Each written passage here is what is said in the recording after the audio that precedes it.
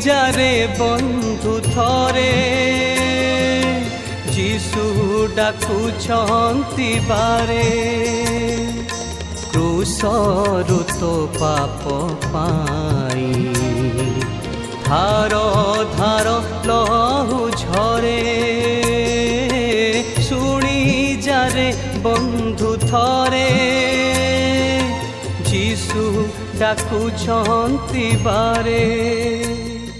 शांतिर वार्ता कार्यक्रम समस्त दर्शक भाई भणी मानू मोर आंतरिक शुभेच्छा एवं अभिनंदन जनाए। मु आपणकर बंधु आईब चिंचाणी आ एक नुआ कार्यक्रम नहीं आम आज आपण निकट को आसीपारिचु। प्रभुंकर पवित्र महानामर धन्यवाद हो। ये कार्यक्रम द्वारा आम ईश्वर वाक्यरू अनेक गुरुत्वपूर्ण प्रसंग विषय आम आलोचना करिथाउ। आपण मैंने नियमित भाव में कार्यक्रम देखुथिबारु आपण मानकु अशेष अशेष धन्यवाद जनाए।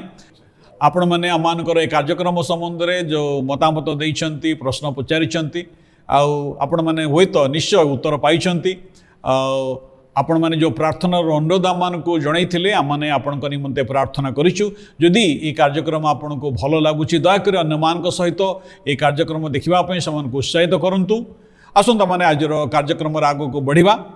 आज आम जो प्रसंग रे आलोचना करवा जहाँकि गत थर आम देखिथिलु नर्क संबंध में। नर्क को अनेक लोक माने विश्वास करते नहीं, अनेक लोक माने विश्वास करती एवं नर्क को कई जावाई इच्छा करते नहीं। जे विश्वास करुच्ची एवं जे विश्वास करू नहीं से मध्य नर्क को जावाक पसंद करे नहीं। तेबे आम गत थर नर्क एक वास्तव स्थान बोली आम आलोचना करूँ। ईश्वर वाक्य आम देखिलु। आज ये आलोचन आगे आग को बढ़िबा। आम मध्य आमर मंडलीर ख्रीष्ट सम्मिलित मंडली भुवनेश्वर दुई जन पालक बंधु गत थर थिले आज अच्छा मु स्वागत जणे। मो सहित मोर डाण पटे अच्छा रेवरेंड संग्राम किशोर सिंह। संग्राम भाई नमस्कार। आपण को अशेष अशेष धन्यवाद। आपणकर मंतव्य निमंते प्रभु वाक्य अति प्रांजल भाव में आप बुझाऊँच। मोर बाम पटे अच्छा रेवरेंड सतीश पाणी। सतीश भाई नमस्कार।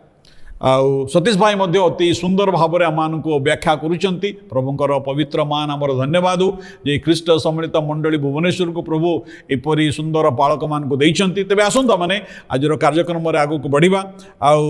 मु एक कथा रेवरेंड सतीश पाणी को पचारे को चाहे। रेवरेंड पाणी आपण नरकर चरित्र समूह रे आपण कौन कहिबे? बहुत धन्यवाद। आमने पूर्व एक आलोचना रे नरक एक स्थान बोली शास्त्रु प्रमाण करी आमे बुझीतिलु एवं एथिपाए प्रभुंकर शिक्षा जे नरक को केमती लोक न जान तार भयावहता विषय रे आमने किछिटा धारणा पाइतिलु। मु आपणकर प्रश्न अनुसार शास्त्रु ही गोटे कथा मु कहया पई चाहूची जे नरक को प्रकार स्थान बा तार को प्रकार चरित्र को से धारण करे। जदि आमे प्रथम थेसलोनिकीय तार 1 अध्याय 9 पद आमे पढ़िबा से जगह ए प्रकार लिखा अछि जे सेही दिन से माने दंड पाइबे अर्थात प्रभु को छामुरु और ताहांको पराक्रमर गौरवरु दूरीकृत होई अनंत विनाश भोग करिवे। गोटे चरित्र हला जे ईश्वर को ठारू अलगा बा दूरीकृत होउतबा लोक मानकर एक अनंत विनाश। अनंत शब्दटा जहाँ सरे नाही सेही प्रकार को विषय को बुझाए एवं अनंत विनाश। विनाश केबेले भी लाभदायक नुहे, सुखदायक नुहे, यह जंत्रणादायक एवं अनंत विनाशर स्थान होची जे सेही नर्क एवं से नर्क को जो माने ईश्वर को दूरीकृत हुअंती सेही लोक मानक पई से स्थान। तेणु ईश्वर तो कौन से मनुष्य को दूरीकृत करते नहीं। ईश्वर मनुष्य को केवल दूरीकृत करती नहीं। मनुष्य निजे तार कर्म द्वारा ईश्वर को ठारू दूरीकृत हुए। मनुष्यर स्वभाव पापरे परिणत। प्रभु ताकू सब उद्धार करने पे पापरू फेरैया उत्तम शिक्षा द्वारा ताकू निकटवर्ती करने चाहती किंतु मनुष्य तार निजर कर्म द्वारा शिक्षा पाइले भी आमे मंद कर्म करने आमने व्यतिव्यस्त हो आमने करूँ एवं पाप करने द्वारा आम ईश्वर को ठारू आमे दूरीकृत हो। आमे जमती आलोचना करथुल ए तो गोटे परिणामजनक विषय। यह मनुष्य जीवन में बंची अवस्थार कथा आमे आलोचना करूना किंतु नरक एक परिणाम मनुष्य जीवनर परिणाम।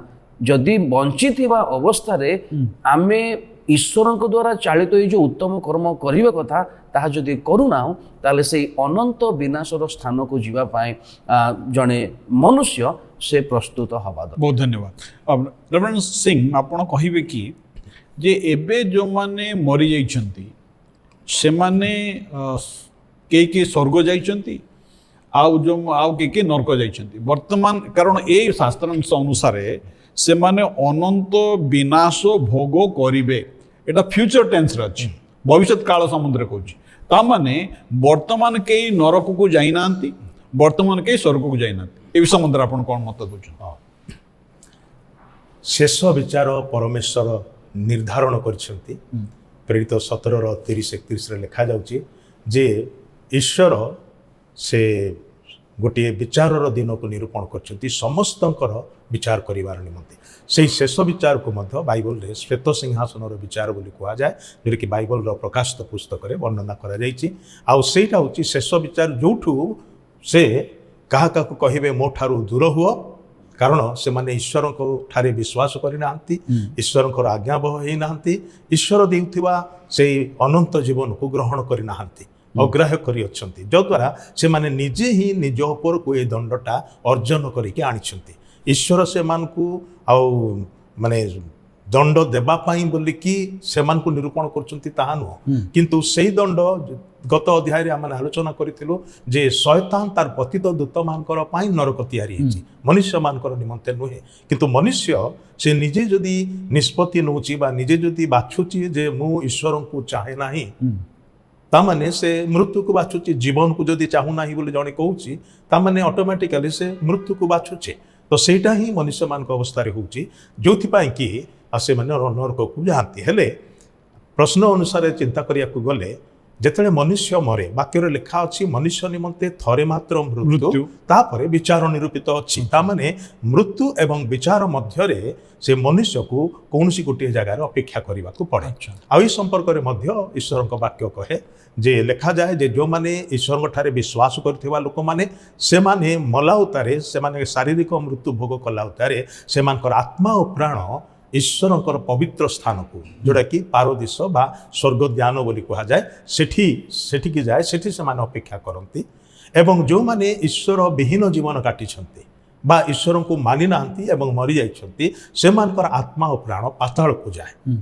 पाताल रे सेठी अपेक्षा करि थाए सेठिरु केही एले फेरी आसंती नाही आउ से माने सेठी अपेक्षा करि थांती से माने सेही दिन पर्यंत अपेक्षा करिवे जो दिन पर्यंत से मानकर पुनरुत्थान हेई नाही आउ जो माने धार्मिक माने बा जो माने ईश्वर ठारे विश्वास करथिबा लोक माने से मानकर पुनरुत्थान प्रथमे हबो जेतले प्रभु जीशु द्वितीय आगमन रे जगत को फेरी आसीबे से माने प्रथम रे उठिबे आउ बाकी सिंह मो टिके अटके मो गोटे विषय बुझिया को चाहूची पृथ्वी रे अनेक लोक माने अछंती कारण विभिन्न धर्म अछि पृथ्वी रे अनेक धर्म भी अछि अनेक लोक माने अछंती अनेक लोक माने ईश्वर विश्वासी ईश्वर को ठारे विश्वास करते सेमानकर निज निजर माने कल्पना अनुसार धारणा अनुसार ईश्वर को से माने ये करते विश्वास करते ये ईश्वर विश्वासी माने स्वर्ग को जीवे बा ईश्वर को विश्वास कले मध्य ये लोक माने जदि सत्य ईश्वर को विश्वास करें एमाने नरक को जीवे कह गले प्रति मनीष किसी ना किसी विश्वास करे एपरिक नास्तिक माने मध्य विश्वास करती तांकर विश्वास होची ईश्वर नांती बोलिकी आउ बाकी समस्ते ईश्वर अच्छंत बोली विश्वास करती किंतु कथा होची कौन को ईश्वर अनेके निजे तैयारी करिथबा ईश्वर ठारे विश्वास करी ताकू धरिकी पड़े भी कहले सेटा हब नाही कारण सत्य ईश्वर जणे मात्र अछंती जे कि स्वर्ग एवं पृथ्वी को निर्माण करी अछंती से नित्यजीवी परमेश्वर अटंती से ईश्वर को जानिबा लोक माने व से ईश्वर ठारे विश्वास करिबा लोक माने ही स्वर्ग को जिबे कारण से प्रत्येक मनुष्य जमती से ईश्वर को जानिबे तांको ठारे विश्वास करिवे तांको प्रेम करिवे तांकर कथा मानिबे सेही उद्देश्य रे ही 2000 वर्ष तले से अपना पुत्र को जगत को मनुष्य भाव में प्रेरण कले आ प्रभु जीशु ख्रीष्ट आसिले ईश्वरंकर समस्त गुण को से प्रकाश कले एवं से कहले मो देई गले तुमे पितांक निकटरे पहुँची पारिबो अर्थात प्रतिटी मनुष्य अंतर मध्य जो सत्य ईश्वर को खोजुची से सत्य ईश्वर को केही केबे देखि नांती प्रभु जीशु ସେହି ସତ୍ୟ ଈଶ୍ୱରଙ୍କୁ ଆମମାନଙ୍କଠାରେ ପ୍ରକାଶ କରିବା ନିମନ୍ତେ ଆସିଲେ। ସେଥିପାଇଁ ସାଧୁ ପାଉଲ ଯେ କି ଯୀଶୁଙ୍କର ଜଣେ ବିଶ୍ୱସ୍ତ ଶିଷ୍ୟ ଥିଲେ, ସେ ଏକଥା କହନ୍ତି ଯେ ଯେତେ ଜଣ ଏ ସୁସମାଚାରରେ ବିଶ୍ୱାସ କରିକି ସେ ସତ୍ୟ ଈଶ୍ୱରଙ୍କ ସହିତ ସମ୍ମିଳିତ ହୋଇଛନ୍ତି ବା ପୁନର୍ମିଳିତ ହୋଇଛନ୍ତି, କାରଣ ପାପ ମନୁଷ୍ୟକୁ ଈଶ୍ୱରଙ୍କ ଠାରୁ ଦୂରୀକୃତ କରିଛି। କିନ୍ତୁ ଯେତେବେଳେ ପ୍ରଭୁ ଯୀଶୁ ଖ୍ରୀଷ୍ଟଙ୍କର ବଳିଦାନରେ ଜଣେ ବିଶ୍ୱାସ କରିକି ଈଶ୍ୱରଙ୍କ ନିକଟକୁ ଫେରି ଆସୁଛି, ସେ ତାଙ୍କୁ କ୍ଷମା କରିକି ନିଜର ଭାବରେ ଗ୍ରହଣ କରୁଛନ୍ତି। ତେବେ ସେଇମାନେ ସ୍ୱର୍ଗକୁ ଯିବେ। ଆଉ ଯେଉଁମାନେ ସେଇ ଈଶ୍ୱରଙ୍କର ବିରୁଦ୍ଧରେ ଯାଆନ୍ତି, ଅନେକ ଜାଣି ଶୁଣିକି ମଧ୍ୟ ତାଙ୍କ ବିରୁଦ୍ଧରେ ଯାଉଛନ୍ତି, ତାହେଲେ ସେମାନଙ୍କର ନିମନ୍ତେ ଆଉ ମୃତ୍ୟୁ ପର୍ଯ୍ୟନ୍ତ ସୁଯୋଗ ଅଛି, ମୃତ୍ୟୁ ତାରେ ଆଉ ସୁଯୋଗ ନାହିଁ। ବହୁତ ବଢ଼ିଆ, ବହୁତ ବଢ଼ିଆ। ଭାଇ ଭଉଣୀମାନେ, এই ଅନନ୍ତ କାଳ ନିମନ୍ତେ ଈଶ୍ୱରଙ୍କ ଠାରୁ ପୃଥକ ନ ହେବା ନିମନ୍ତେ ପରମେଶ୍ୱର ଏକ ଯୋଜନା ପ୍ରସ୍ତୁତ କରିଛନ୍ତି। ଆପଣଙ୍କ ପାଇଁ ନରକ ତିଆରି ହେଇନାହିଁ। ନରକ ଶୈତାନ ନିମନ୍ତେ, ନରକ ଶୈତାନର ଦୂତମାନଙ୍କ ନିମନ୍ତେ, ନରକ ସେମାନଙ୍କ ନିମନ୍ତେ ପ୍ରସ୍ତୁତ ହେଇଛି ଯେଉଁମାନେ ଶୈତାନର କଥାକୁ ବିଶ୍ୱାସ କରନ୍ତି, ଶୈତାନର କାର୍ଯ୍ୟ କରନ୍ତି, ଶୈତାନର ଅନୁଗମନ କରନ୍ତି, ଯେଉଁମାନେ ପୃଥିବୀରେ ଈର୍ଷା, ହିଂସା, ଘୃଣା, ଯେଉଁ ଆଉ ବିଭିନ୍ନ ପ୍ରକାର ଦୁର୍ନୀତି, ବ୍ୟଭିଚାର, ଅନୀତି ଏ ସମସ୍ତ କାର୍ଯ୍ୟରେ ଲିପ୍ତ ଥାନ୍ତି, ସେମାନଙ୍କ ନିମନ୍ତେ ନରକ ପ୍ରସ୍ତୁତ ହେଇଛି। ଆପଣଙ୍କ ନିମନ୍ତେ ନୁହେଁ, ମୋ ନିମନ୍ତେ ନୁହେଁ। ଈଶ୍ୱର ଆମମାନଙ୍କୁ ପ୍ରେମ କରନ୍ତି। ନା ଏବେ ରେଭରେଣ୍ଡ ପାଣି, ମୁଁ ଆପଣଙ୍କୁ ଗୋଟେ ପ୍ରଶ୍ନ ପଚାରିବାକୁ ଚାହୁଁଛି। ନରକର ଯେଉଁ ଚରିତ୍ର, ନରକର ଯେଉଁ କ୍ୟାରେକ୍ଟରିଷ୍ଟିକ୍ରେ ଲେଖା ଅଛି ଯେ ସେଠାରେ ରୋଦନ ଓ ଦନ୍ତର କିଡ଼ିମିଡ଼ି ହେବ। ମାନେ ନରକ ଏପରି ଏକ ସ୍ଥାନ ଯେଉଁଠି ଆପଣ ଦାନ୍ତ କାମୁଡ଼ୁଥିବେ, ଆଉ କ୍ରନ୍ଦନ କରୁଥିବେ, କିଡ଼ିମିଡ଼ି ହେଉଥିବ। ତାକୁ ଟିକେ ବୁଝାନ୍ତୁ। ବାସ୍ତବ ଭାବରେ ସେଇଥିପାଇଁ ହିଁ ନରକ ଏକ ଯନ୍ତ୍ରଣାମୟ ସ୍ଥାନ ବୋଲି କୁହାଯାଉଛି। ରୋଦନ ଅର୍ଥାତ୍ କ୍ରନ୍ଦନ। ଜଣେ ମଣିଷ କାନ୍ଦେ କେତେବେଳେ ନା ତା ଜୀବନରେ ଯେତେବେଳେ କିଛି ଯନ୍ତ୍ରଣା, କିଛି ଦୁଃଖ ଆସେ, ଏବଂ ଆମେ ତା କିଛି ସମୟ ପୂର୍ବରୁ ପଢ଼ିଲୁ ଯେ ତାହା ଅନନ୍ତ ବିନାଶ। ଅନନ୍ତ କହିଲେ ସରୁ ନଥିବା ବିଷୟ ଏବଂ ସରୁ ନଥିବ। ଏବଂ ଦ୍ୱିତୀୟ ଅଧ୍ୟାୟରେ ତାହା ଯଦି ଆମେ ଶାସ୍ତ୍ରରୁ ବି ଆମେ ଦେଖିବା, ମାଥ୍ୟୁ ତାର 13 ଅଧ୍ୟାୟ 42 ପଦରେ ସେଇ କଥାଟି ଲେଖା ଅଛି ଯେ ପୁଣି ସେମାନଙ୍କୁ ଅଗ୍ନିକୁଣ୍ଡରେ ନିକ୍ଷେପ କରିବେ, ସେଠାରେ ରୋଦନ ଓ ଦନ୍ତର କିଡ଼ିମିଡ଼ି ହେବ। ଦୁଃଖ, ଯନ୍ତ୍ରଣା, କ୍ରନ୍ଦନ ସବୁବେଳେ ଲାଗିକି ରହିଥିବ। ଲୋକ ଦାନ୍ତ କାମୁଡ଼ୁଥିବେ କିନ୍ତୁ କିଛି କରିପାରୁନଥିବେ।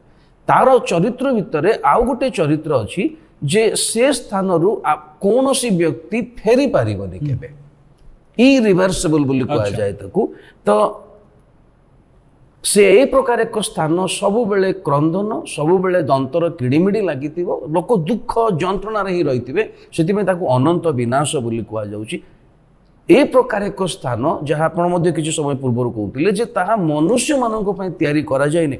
ତାହା ଲେଖା ଅଛି ଆପଣଙ୍କର ମାଥ୍ୟୁ 25 ଅଧ୍ୟାୟ 41 ପଦରେ। ମୁଁ ଆପଣଙ୍କ ପାଇଁ ପଢ଼ି ଦେଉଛି, ଆଉ ଟିକେ ସ୍ପଷ୍ଟ ହେବ।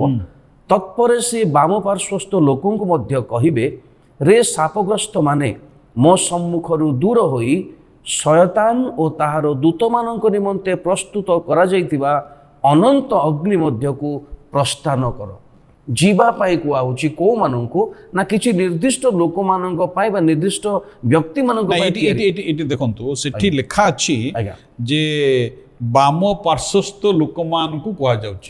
ତାମାନେ ସମଗ୍ର ପୃଥିବୀର ଲୋକମାନଙ୍କୁ, ମାନେ ଡାହାଣ ପାଖରେ ରଖାଯାଇଛି କିଛି ଲୋକଙ୍କୁ, ବାମ ପାଖରେ କିଛି ଲୋକଙ୍କୁ ରଖାଯାଇଛି। ନିଶ୍ଚୟ ଆପଣ ଟିକେ ଆମର ଦର୍ଶକ ବନ୍ଧୁମାନଙ୍କୁ ସ୍ପଷ୍ଟ କରି କୁହନ୍ତୁ, ଏ ଡାହାଣ ପାଖରେ କୋଉମାନେ ଅଛନ୍ତି ଏବଂ ଏ ବାମ ପଟରେ କୋଉମାନେ ଅଛନ୍ତି? ବହୁତ ସୁନ୍ଦର ବିଷୟ। ଆମେ ପୂର୍ବ ଏକ ଏପିସୋଡରେ ଆମେ ଗୋଟେ ବିଷୟ ଆଲୋଚନା କରୁଥିଲୁ, ଜଣେ ଧନୀ ବ୍ୟକ୍ତି ଆଉ ଜଣେ ଭିକାରୀର କଥା। ଜଣେ ଧନୀ ବ୍ୟକ୍ତି ନିଜ ପ୍ରତି ହିଁ ସେ ଆତ୍ମକେନ୍ଦ୍ରିକ ଥିଲା, ନିଜ ଆଡମ୍ବରରେ ଜୀବନ ବିତାଉଥିଲା, ଅନ୍ୟମାନଙ୍କ ପ୍ରତି ତାର କିଛି ମନୋଯୋଗିତା ନାହିଁ, କିମ୍ବା ଈଶ୍ୱରଙ୍କୁ ଭୟ କରିବା ବିଷୟ ତାଙ୍କ ଜୀବନରେ ନାହିଁ। ଏ ପ୍ରକାର ଲୋକମାନେ, କିଛି ଲୋକ ଈଶ୍ୱରଙ୍କ ନାମରେ ବି ଭଲ କାମ କରିବା ଭଳି ଦେଖାଯାଉଛନ୍ତି, କିନ୍ତୁ ଈଶ୍ୱରଙ୍କୁ ଭୟ କରି କାର୍ଯ୍ୟ କରୁନାହାନ୍ତି।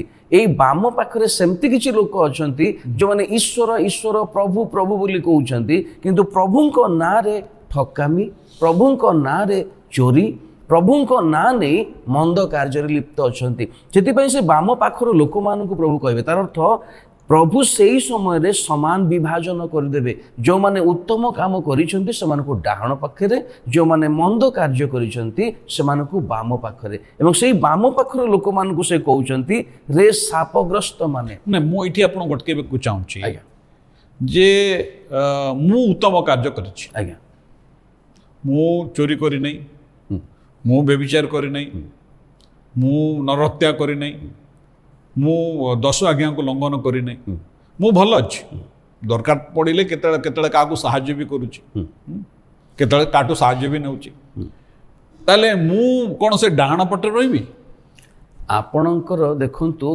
दान दबा मध्य बड़ सतर्कर विषय आपण दान देबा बेले लोक देखैबा पाई न देबा पाई पवित्र धर्मशास्त्र आमानकु कहूची माथ्यू 6 अध्याय तार 1 पदरे अन्य भाव कहवाई गले उत्तम कर्म उत्तम भाव करवा दरकार ठीक विषय आमको उत्तम कर्म सठिक भाव मन करंतु मो हृदय कौन सी गोटे भिन्न अभिप्राय नहीं मु दान दौची लोकंकु लोक मानकु साहाय्य करुची एतिरे ईश्वर संतुष्ट हवा दरकार मु दान दे दे संतुष्ट हेले हबनी ईश्वर संतुष्ट हवा दरकार एवं उत्तम अभिप्राय रे मते उत्तम कार्य करिवार अछि उत्तम भाव रे सेति बेले मु उत्तम बोली गणना हेबी सेति पाए प्रभु जीशु जेतेबेले विचार करिवे से समय किछि लोक तांको प्रभु आमे तुम नारे भूत छोड़ेइथिलु तुम नारे आमे रोग सुस्थ करिथिलु तुम नारे आमे दान देइथिलु किंतु सेही लोक मानको प्रभु कहबे मु तुमको जानी नाही केडे भयंकर कथा आमे जदि एटा को टिके गभीर भाव आलोचना करिबा जे सुस्थ करिथिबो से ही कहबो जे मु सुस्थ करिछि बोली जे रोग भल कर से ही कहबो जे दान देइछि से ही कहबो ए सबु कर्म जे आमको स्वर्ग को नहीं जीव ताहा माने भाबिबा किंतु सबु बेले ईश्वरक सहित लागि रहिबा पई ईश्वरक इच्छा अनुसार जीवन काटुथिबा दरकार ताहले आमे स्वर्ग को बा से नरकर जंत्रणारु आमे बंची परिबा ताहाकू दंतर किड़िमिड़र जगह रोदनर जगह एवं अनंत अग्निर जगह बोली कहा जाए ओके तबे भाई भूणी माने ई रेवरेंड पाणीकर उक्तिरु एवं रेवरेंड संग्राम सिंह कथारू ये कथा माने गोटे गोटे कनक्लूजन को आसुचु ताहुची जे नरक ताहा मनुष्य मान को निमंते नहीं नरक शैतान निमंते एक भयंकर स्थान जोठारे रोदन और दंतर किड़िमिड़ी हे किंतु रेवरेंड सिंह मो मन गोटे प्रश्न होची जे ईश्वर पवित्र एवं ईश्वर मध्य प्रेमिक से एते प्रेम तांकर प्रेमर पटांतर नहीं ये प्रेमिक ईश्वर किपरि गोटे नरकर परिकल्पना कले एवं जो माने तांकर अबाध्य अटंती जो माने तांकर वाक्य को ग्रहण करते नहीं से को किपरि काहे से नरक को पठेबे प्रथम कथा होची नरक आम जमी आलोचना कलु जेटा मनुष्य मान से सृष्टि करना ताहा दंडर स्थान शैतान को एवं तार पतित दूत मान को दंड देवार निमंते एथिपाइका जेहेतु से माने विद्रोह कले ईश्वर विरुद्ध रे आउ से माने ईश्वर सहित सम्मिलित होना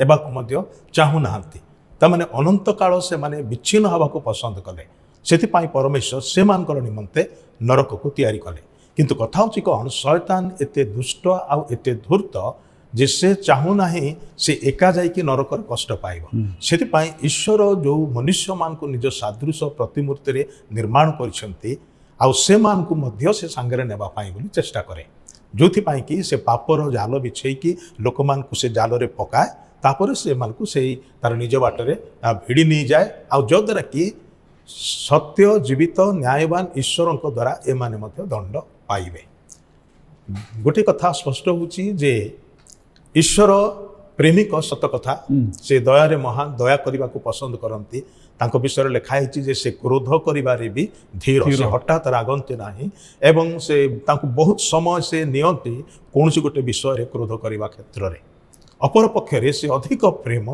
अधिक दया अधिक करुणा करने को पसंद करती किंतु से मध्य पवित्र एवं धार्मिक अटंती अर्थात से न्यायवान विचारकर्ता जे कौन सी भाव सालिश करि पारिबे नाही पाप सांगे से सालिश करती ना यदि पाप अच्छी पापर दंड निश्चित अच्छी आउ जहाँठारे से पाप अच्छी से व्यक्ति से पाप हेतु दंड पाइब पापर दंड विषय बाइबल लिखा अच्छे जे पापर दंड मृत्यु अटे आने आलोचना करिचु जे नरक जंत्रणा होची द्वितीय मृत्यु बा शेष मृत्यु बा अनंत मृत्यु तमाने पापर दंडर स्थान होची सेटा तेबे ईश्वर पापरु आम को मुक्त करिवार निमंते से उपाय देइछंती जदि से प्रेमिक हेई न थांते ताहले से उपाय देई न थांते शैतान मोर विरोधी हला से नरक को जाओ मनीष मोर विरोधी हला से भी नरक को जाओ बोली चुपचाप रही जाई थांते किंतु से सेटा कले नाही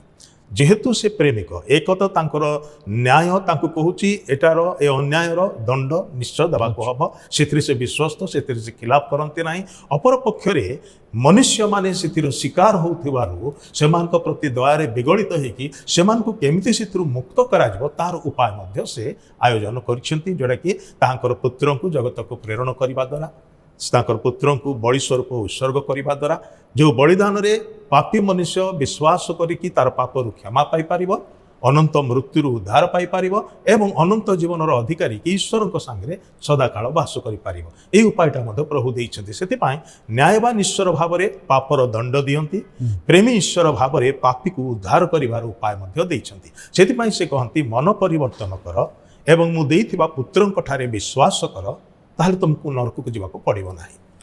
बहुत धन्यवाद भाई भणी माने ईश्वर प्रेमिक अटंती अनेक भावती जे प्रेमिक ईश्वर किपरि गोटे नरकर परिकल्पना कले कहीं से नरक तैयारी करेंगे से तो प्रेम करती से तो दया करती से तो क्षमा करती से तो सब अनुग्रह आशीर्वाद ढाड़ी दियंती से प्रकार ईश्वर किपरि गोटे नरक को जन को प्रेरण करें भाई भणी माने ईश्वर मनुष्य मान को नरक को प्रेरण करूना मनुष्य मानू से बाछिबार अधिकार देइछन्ति आपण को स्थान को जिबे ईश्वर मनुष्य निमंते स्वर्गर परिकल्पना करी स्वर्ग राज्य से प्रस्तुत करिसंती आ प्रभु से निजे कथा कहले मु तुमान को निमंते स्थान प्रस्तुत करबे जाउछि स्थान प्रस्तुत कले पुनर्बार जगत को आसीबी एवं तुमान को मु आपणा निकट को नहीं जिबी प्रभु जीशु ईश्वर से चाहती आम समस्ते जेपरी ताहांको सहित स्वर्गरे बास करू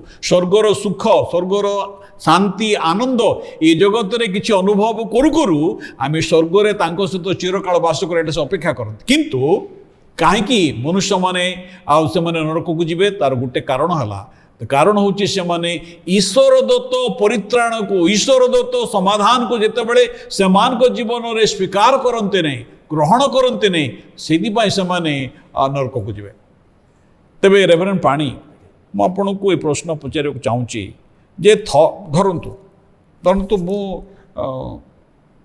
टिके नरक टिके पलैबी आ टिके स्वर्ग पलैबी टिके नरक भी देखिदेवी नरक जंत्रणा टिके गला सांगे सांगे से मु स्वर्ग को आसबि एटा मु चाहूँगी संभव आदौ संभव जदि मु गोटे शब्दर उत्तर देवी आदौ संभव नुहे आम शास्त्र ही प्रमाण देखिलु आम गत एपिसोड रे विषय आलोचना करूलु एवं प्रभु तार उदाहरण देले जने नरक को जाइछि एवं से जगार किछि पाइबा पई आशा करूछि पानी टिके से कहले ना से स्थान रो ए जगह को के आसी परिबेनी ए जगह रो से जगह को के आसी परिबेनी एहा थरकर काम जने विचारित हवा पर से नरक को जीव नरक को गला पर से ना स्वर्ग को फेरी परिबो ना आउ कोठी की जाई परिबो दुईटी ही निरूपित स्थान अछि गोटे होची स्वर्ग आ गोटे होची नरक से नरक को ही जीव अब सेठू आ से बाहरी की जाई परिबोनी जदि जीवार सुविधा थांता ताले से आउ टिके स्वर्ग को आसी की अनुभव करि पारंता भाई भणी माने रेवरेंड पाणीकर कथारे गोटे कथा स्पष्ट जे जड़े व्यक्ति निमंते केवल गोटे स्थान स्वर्ग कि नरक आज आम ईश्वर से जो मनोनयनर विषय देइछंती आपण काहाकू बाछिबे आपण काहाकू बाछिबे ईश्वर को धन्यवाद हो जे प्रभु आम मान को नरक को शैतान सहित प्रेरण करने चाहती नहीं से तांकर एकमात्र अद्वितीय पुत्र जीशुख्रीष्ट को जगत को मनुष्य रूप से प्रेरण कले आउ से मनुष्य ही आसिले कुमारी गर्भर जात हेले एवं से पृथ्वी रे 33 वर्ष रहिले ଏବଂ ମନୁଷ୍ୟ ମାନଙ୍କର ପାପର ଉଦ୍ଧାର ନିମନ୍ତେ ସେମାନଙ୍କର ପାପର ପ୍ରାୟଶ୍ଚିତ ନିମନ୍ତେ କ୍ରୁଶରେ ଏକ ନିଷ୍ଠୁର ମୃତ୍ୟୁକୁ ଅଙ୍ଗୀକାର କଲେ। ସେ ଏକ ଯନ୍ତ୍ରଣାମୟ ମୃତ୍ୟୁକୁ ସ୍ୱୀକାର କଲେ ଆଉ ସେ ସମଗ୍ର ମନୁଷ୍ୟର ପାପ ନିମନ୍ତେ କ୍ରୁଶରେ ହତ ହେଲେ। ତାଙ୍କୁ କବର ଦିଆଗଲା। ମାତ୍ର ତୃତୀୟ ଦିବସରେ ଯେହେତୁ ସେ ଈଶ୍ୱର ଅଟନ୍ତି ସେ ମୃତ୍ୟୁର ନାହଡ଼କୁ ଭାଙ୍ଗି ସେ ପୁନର୍ଜୀବିତ ହେଲେ ଏବଂ ସେ ତାଙ୍କର ଶିଷ୍ୟମାନଙ୍କୁ କହିଲେ ତୁମମାନେ ସମୁଦାୟ ଜାତି ଗୋଷ୍ଠୀ ଭାଷାବାଦୀ ମାନଙ୍କ ନିକଟକୁ ଯାଇ ସୁସମାଚାର ପ୍ରଚାର କର ଯେ କି ମୋଠାରେ ବିଶ୍ୱାସ କରେ ସେ ବିନଷ୍ଟ ନ ହୋଇ ଅନନ୍ତ ଜୀବନ ପାଇବ ଅର୍ଥାତ୍ ସ୍ୱର୍ଗରାଜ୍ୟକୁ ଯାଇପାରିବ। ଆପଣଙ୍କ ନିମନ୍ତେ ସ୍ୱର୍ଗରାଜ୍ୟର ଦ୍ୱାର ଆଜି ଖୋଲା ଅଛି। ଆପଣଙ୍କ ନିମନ୍ତେ ମୋ ନିମନ୍ତେ ସାରା ବିଶ୍ୱବାସୀଙ୍କ ନିମନ୍ତେ ସ୍ୱର୍ଗରାଜ୍ୟର ଦ୍ୱାର ଖୋଲା ଅଛି ଏବଂ ସେ ସ୍ୱର୍ଗରାଜ୍ୟରେ ପ୍ରବେଶ କରିବା ପାଇଁ ଆଜି ପ୍ରଭୁ ଯୀଶୁ ଆମମାନଙ୍କୁ ନିମନ୍ତ୍ରଣ କରନ୍ତି, ଆହ୍ୱାନ କରନ୍ତି। ହେ ପରିଶ୍ରାନ୍ତ ଭାରଗ୍ରସ୍ତ ଲୋକ ସମସ୍ତେ ତୁମମାନେ ମୋ ନିକଟକୁ ଆସ, ମୁଁ ତୁମମାନଙ୍କୁ ବିଶ୍ରାମ ଦେବି। ଆପଣ କ'ଣ ଈଶ୍ୱରଙ୍କ ରାଜ୍ୟରେ ପ୍ରବେଶ କରିବା ପାଇଁ ଇଚ୍ଛା କରନ୍ତି? ମୁଁ ବିଶ୍ୱାସ କରୁଛି ଆପଣ କେବେ ମଧ୍ୟ ନରକକୁ ଯିବା ପାଇଁ ଚାହାନ୍ତି ନାହିଁ, କାରଣ ନରକ ଆପଣଙ୍କ ନିମନ୍ତେ ନୁହେଁ। ଈଶ୍ୱର ଆପଣଙ୍କୁ ପ୍ରେମ କରନ୍ତି। ଈଶ୍ୱରଙ୍କର ଯୋଜନା ଆପଣଙ୍କ ନିମନ୍ତେ, ଆପଣଙ୍କର ପରିବାର ନିମନ୍ତେ, ଆପଣଙ୍କ ପିଲାମାନଙ୍କ ନିମନ୍ତେ ଅଛି। ଭାଇ ଭଉଣୀମାନେ, ସ୍ୱର୍ଗକୁ ମନୋନୀତ କରନ୍ତୁ, ଅନନ୍ତ ଜୀବନକୁ ମନୋନୀତ କରନ୍ତୁ, ପରିତ୍ରାଣକୁ ମନୋନୀତ କରନ୍ତୁ, କାରଣ ପ୍ରଭୁ ଶ୍ରୀଖ୍ରୀଷ୍ଟ ବିନା ମୂଲ୍ୟରେ ସେ ପରିତ୍ରାଣ ଯାଉଛନ୍ତି। ଆମେ ସମସ୍ତେ ସ୍ୱର୍ଗକୁ ଯିବା ପାଇଁ ଚାହୁଁ। କେହି ମଧ୍ୟ ନରକକୁ ଯିବାକୁ ପସନ୍ଦ କରନ୍ତି ନାହିଁ, ଯିବାକୁ ଚାହିଁବେ ନାହିଁ। ତେବେ ରେଭରେଣ୍ଡ ସିଂ ଆପଣ କୁହନ୍ତୁ ଯେ ନରକକୁ କିଏ ଯିବେ? ଆମମାନଙ୍କର ଆଲୋଚନା ଅନୁସାରେ ଏବଂ ଈଶ୍ୱରଙ୍କର ବାକ୍ୟ ଯାହା କହେ ତାକୁ ଭିତ୍ତି କରିକି ଆମମାନେ ଏ କଥା ସ୍ପଷ୍ଟ ଭାବରେ କହିପାରିବା ଯେ ନରକକୁ ସେମାନେ ଯିବେ ପ୍ରଥମତଃ ଯେଉଁମାନେ ଈଶ୍ୱରଙ୍କ ବିରୁଦ୍ଧାଚାରୀ ଅଟନ୍ତି, ଈଶ୍ୱରଙ୍କର ଠାରେ ଈଶ୍ୱର ଦେଉଥିବା ପରିତ୍ରାଣ ବା ଅନନ୍ତ ଜୀବନକୁ ଗ୍ରହଣ କରିବାକୁ ଚାହୁଁନାହାନ୍ତି। ବାକ୍ୟରେ ଗୋଟେ କଥା ଅତି ସୁନ୍ଦର ଭାବରେ ଲେଖା ଅଛି ଯୋହନ 3:16 ପଦରେ, ଈଶ୍ୱର ଜଗତକୁ ଅର୍ଥାତ୍ ଲୋକମାନଙ୍କୁ ଏତେ ପ୍ରେମ କଲେ ଯେ ସେ ଆପଣାର ଏକମାତ୍ର ପୁତ୍ରଙ୍କୁ ଦାନ କଲେ। ଉଦ୍ଦେଶ୍ୟଟା କ'ଣ? ଯେପରି ଯେ କେହି ତାହାଙ୍କ ଠାରେ ଅର୍ଥାତ୍ ଯୀଶୁଖ୍ରୀଷ୍ଟଙ୍କ ଠାରେ ବିଶ୍ୱାସ କରିବ ସେ ବିନଷ୍ଟ ନ ହୋଇ ଅନନ୍ତ ଜୀବନ ପାଇବ। ନରକ ହେଉଛି ବିନାଶର ସ୍ଥାନ, ସେଇଟା ଆମେ ଆଲୋଚନା କଲୁ।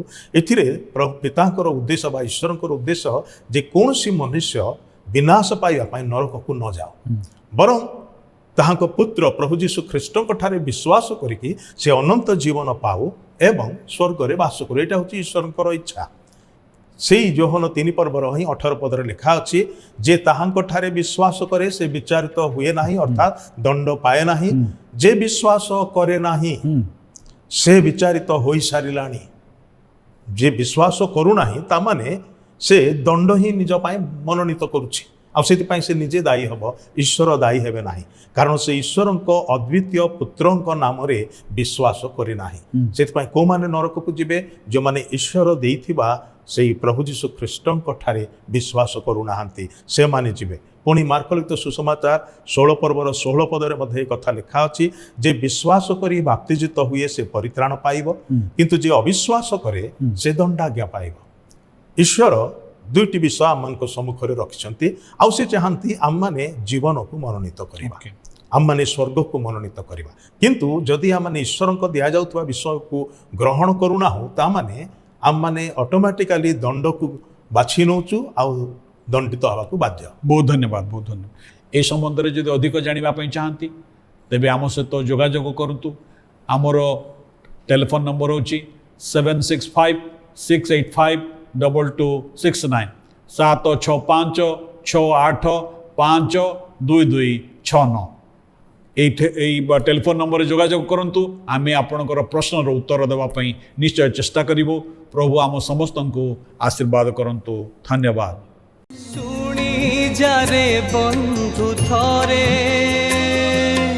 যিশু ডাকুছন্তি বারে, ক্রুশরু তো পাপ পাই ধার ধার লহু ঝরে। শুনি যারে বন্ধু থরে যিশু ডাকুছন্তি বারে।